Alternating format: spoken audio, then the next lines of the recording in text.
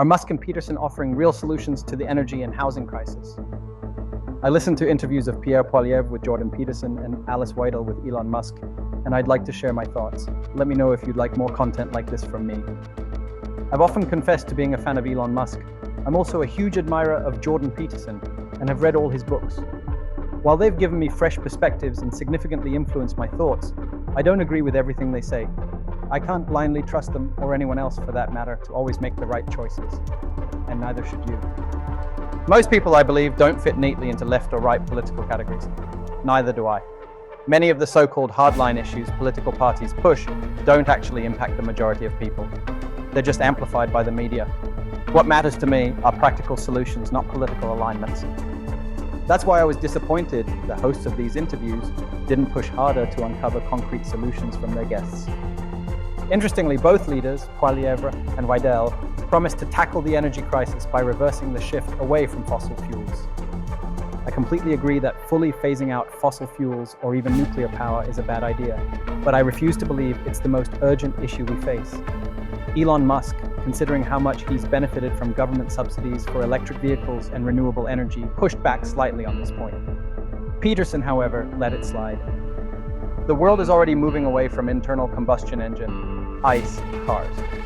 Even if you doubt their environmental benefits, electric cars are simpler to build and far more efficient. The failure of Germany's auto industry isn't due to the push for electric cars, it's their lack of innovation. Nuclear power wouldn't have solved the production cost gap with China, nor would it have prevented the war in Ukraine. Germany's economy and its auto industry are struggling because of stagnation and a lack of young talent. Germany desperately needs to attract workers from across the globe who bring fresh skills and perspectives. Unfortunately, Weidel's AfD opposes this. As a resident of the EU with years of experience in global tech, I've observed stark contrasts between German work culture and that of Americans or Indians. Germans are incredibly productive and quality-focused, but often afraid to take risks. Many colleagues avoid challenging projects that might fail, whereas much of my career growth comes from taking such risks. Another striking trend I've noticed is the decline of local retail. While it's sad to see stores shut down, it reflects a failure to adapt. Many retailers in Germany resisted e-commerce until COVID-19 forced their hand.